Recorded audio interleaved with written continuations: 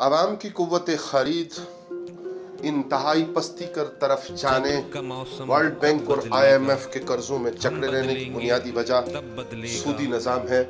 وہ سودی نظام جو اللہ جل مجدہ اور رحمت کائنات صلی اللہ علیہ وآلہ وسلم کے خلاف اعلان جنگ ہے۔ پاکستانی معیشت کو بہتر کرنے کے لیے ہمارے ہاں نمک کی جو دولت پائی جاتی ہے اس کے درست استعمال کی ضرورت ہے۔